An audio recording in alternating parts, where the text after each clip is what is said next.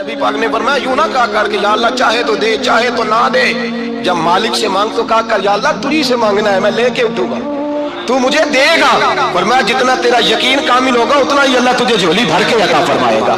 कमजोर सा मुसलमान, लड़खड़ाता सा मुसलमान देखता हूँ करता हूँ, और ये भी ना देखा करें भाई ईमान यकीन को इस्तकामत के दर्जे पे लाए, ये ना देखा करें कि वो कैसे देगा, वो किसी वसीले का मोहताज नहीं है, वसीले को पसंद करता है, पर वसीले का मोहताज वो बगैर वसीले के भी दे देता है।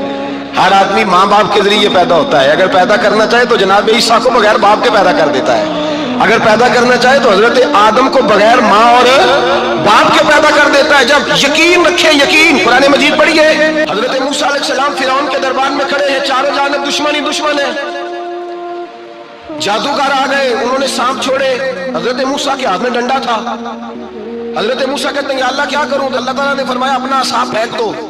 कहना चाहिए था ना कि या अल्लाह एक ही तो शय, इतने सांप है, बचाने के लिए डंडा है, वो फेंक दूं। डंडा फेंका जाता है, सांप को देख करके काबू किया जाता है। ये मेरा और आपका ज़ौक़ है ना, लेकिन अंबिया किराम का अंदाज मुलाहिजा कीजिए मेरे अजीजों। अल्लाह फरमाते हैं डंडा, ऐ मूसा डाल दे अपना आसा, पहले नहीं फरमाया कि सांप बन जाएगा, फरमाया बस तू डाल दे। मैं और आप होते हैं तो सांप सामने है, डंडा हाथ में, हम कहेंगे अजीब बात है, यही तो दिफा की चीज है, कैसे कहा डाल दो, तो हजरत मूसा ने डाल दिया, कहा मेरे रब का हुक्म है तो मेरे लिए बेहतर ही होगा। अल्लाह फरमाते हैं जब मूसा ने डाला तो मैंने उस डंडे को, उस असा को अजदहा बना दिया। अब कभी असा भी अजदहा बने, कभी कभी छड़ी भी बहुत बड़ा अजदहा बनी है, लेकिन कुरान कहता है जनाबे मूसा ने डाला तो अल्लाह ने अजदहा, बल्कि उससे पीछे चलिए, औरतें कमजोर यकीन की होती है ना, जनाबे मूसा पैदा हुए तो अल्लाह फरमाते हैं मैंने मूसा की माँ के दिल में बात डाली, माँ के दिल में संदूक में डाल के तो इसको दरिया में बहा दे।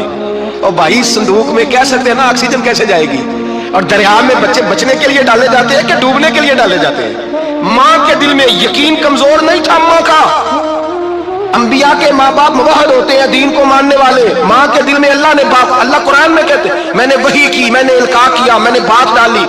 हजरत मूसा की माँ कहती है मैंने डाल के ना समुद्र में बेटा, मैंने समुद्र में बेटा डाल के संदूक में बंद करके रब के हवाले किया।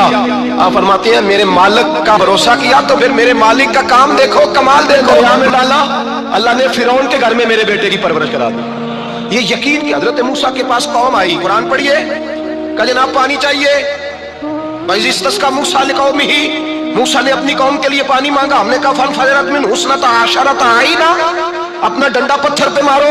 अकल वाला आदमी होता तो अड़ जाता, कहता ये अल्लाह पत्थरों से भी कभी पानी निकला है, इधर भी असाकल हजर, मारो पत्थर पर डंडा। अल्लाह के नबी ने मिनट नहीं लगाया, था करके डंडा लगाया, फन फजरत मिन हुस्नता आशरता आईना। अल्लाह फरमाते हैं जनाबे मूसा ने एक आसा मारा, मैंने 12 चश्मे जारी कर दिए। तू ले तो अल्लाह करता है, अल्लाह कहता है पढ़ नमाज रोजी दूंगा, कहता सोचता हूँ। अल्लाह फरमाता है आजा मस्जिद में तेरा हो जाऊंगा, कहता देखता हूँ। रब फरमाता है तू मेरे महबूब की गुलामी कर, मैं तुझे महबूब बना लूंगा। तू कहता थोड़ा बड़ा होके दाढ़ी रखनी है, अभी सियाना होके मैं जरा सर्टिफिकेट ले लूं इजराइल से कि कितने सालों के बाद आएंगे, फिर शुरू करूंगा। प्रोग्राम बना रहा है, अभी तो इरादे में है अल्लाह के पैगंबर का डंडा, और इससे ज्यादा आगे बात हो गई, पीछे फौज लगी हुई है फिरौन की, मजमा है, हजारों लाखों का लश्कर लेके, तलवारें नेज़े, फिरौन पीछे, आगे दरिया आ गया। हजरत मूसा अलैहिस्सलाम खड़े हैं, किधर जाएं? अल्लाह पाक ने फरमाया मारो डंडा। कहाँ? पानी पे डंडा मारो। अब हजरत मूसा अलैहिस्सलाम पानी पे डंडा मारे तो पानी उभरेगा, इससे ज्यादा क्या होगा? पहले पत्थर पे डंडा मरवाया तो पानी निकला, अब पानी पे डंडा मरवाया, फाइस फरकना बिकुम फनजैनाकुम वागरकना अला फिरौन। अल्लाह फरमाते हैं मूसा ने पानी पे डंडा मारा तो मैंने पानी में रास्ते बना दिए। एक जगह डंडा मारा तो पानी निकल आया, दूसरी जगह आसा मारा तो पानी खुश्क हो गया, 12 चश्मे बन गए, 12 रास्ते बन गए दरिया में से। हजरत मूसा अलैहिस्सलाम गुजर गए और अल्लाह फरमाते हैं फिरौन भी आया तो उसे मैंने गर्क कर दिया, और वो खड़ा देखता ही रह गया कि बना क्या है। जब यकीन कामिल नसीब होता है, एतमाद की दौलत अल्लाह देता है, जब इंसान को ये इंशराह सदर हो जाता है कि मेरी निजात खुदा के हुक्म में है और रसूलुल्लाह के कदमों में है, जब उसे ये इंशरा हासिल होता है तो फिर नमाज का लुत्फ आता है। गौर कीजिए क्या जुमला कह दिया मैंने, फिर उसे नमाज का, फिर उसे नमाज बोझ नहीं बल्कि नमाज ना पढ़े तो उस पर बोझ होता है। फिर कुरान मजीद उसकी रूह का साथी हो जाता है, फिर इबादत, तकवा, परहेजगारी, फिर वो एक सुन्नत के छूटने पर परेशान रहता है। जब यकीन की दौलत नसीब होती है, قرآن مجید فرقان حمید نے کہا ایمان لاؤ تو پھر ایمان پہ ڈٹ جاؤ، مسلمان بنو تو پھر اسلام پر۔ پھر یہ جو کمزوری ہے نا، یہ دیکھتے ہیں، کرتے ہیں، چلتے ہیں، ابھی کل ابھی پرسوں بہانے ہیلے، ابھی میں نماز شروع کرتا ہوں دیکھتا ہوں لا الہ الا اللہ محمد رسول اللہ صلی اللہ علیہ، جب کسی نے کلمہ پڑھا تو اس پر پورا دین ضروری ہے، پورا۔ اب وہ یہ نہیں کہہ سکتا کہ تھوڑا تھوڑا کر کے آؤں گا۔ یقین کی دولت نعمت ہے۔ اللہ پاک قرآن مجید میں فرماتے ہیں ان الذین قالوا ربنا اللہ ثم استقاموا، جنہوں نے کہا کہ اللہ ہمارا رب ہے اور پھر وہ اس پر ڈٹ گئے، پھر اس پر وہ کہا تو ڈٹ گئے، کھڑے ہو گئے، نہیں اللہ ہی رب ہے، اللہ ہی دینے والا، اللہ ہی مالک، اللہ ہی ہمارا رازق ہے، رب ہی ہمارا سب کچھ۔ جب ڈٹ گئے تو فرمایا تنزل علیہم الملائکہ، پھر میں ان کی مدد کے لیے آسمان سے فرشتوں کا نزول فرمایا کرتا ہوں۔ فرشتے کیا کہتے ہیں؟ اللہ تخافوا ولا تحزنوا، غم نہ کرنا، خوف نہ کھانا، وابشروا بالجنۃ التی کنتم توعدون، ہم تو تمہیں اللہ تبارک و تعالیٰ کی اس جنت کی خوشخبری دینے آئے ہیں جس کا رب نے تمہارے ساتھ وعدہ کیا ہوا ہے۔ پھر فرشتوں کا نزول ہوتا ہے، لیکن شرط کیا ہے کہ ایمان لائے، اور پھر ایمان پر پھر یہ نہ سوچے کہ وہ کس طرح دے گا، وہ کیسے عطا کرے گا، وہ میری مدد کس طرح کرے گا، نظام کیسے چلے، ڈٹ جائے، ڈٹ جائے، کہے میرے اللہ کا حکم ہے تو میں نے حلال ہی کھانا۔ اگر آپ کو ایمان اور یقین حاصل ہو تو پھر دعا کرے اللہ اس پر استقامت عطا فرمائے، پھر اس پہ ڈٹ جائے۔ نبی پاک صلی اللہ علیہ وسلم نے فرمایا میں اس بات کا خوف نہیں کرتا کہ میری امت کمزور ہو جائے گی، اس بات کا ڈر نہیں کہ پیسے ختم ہو جائیں گے، نہ یہ خوف ہے کہ بھوکی مرے گی۔ حضور کس بات کا خوف ہے؟ تو نبی پاک نے فرمایا خوف یہ ہے کہ ان کا یقین کمزور ہو جائے گا۔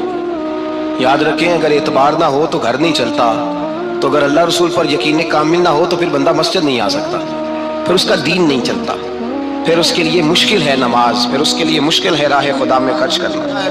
میرے رب کا حکم ہے تو میں نے تھوڑے پہ گزارا کرنا، میرے مالک کا حکم ہے تو میں نے اپنی جیب دیکھنی ہے، دوسرے کی نہیں دیکھنی، میرے رب کا حکم ہے تو میں نے اس کی اطاعت میں رہنا۔ جب ڈٹ جائے گا اللہ کے احکامات پر، جب ڈٹ جائے گا تو اللہ فرماتا ہے پھر میں تیری مدد کے لیے فرشتوں کا نزول کروں گا۔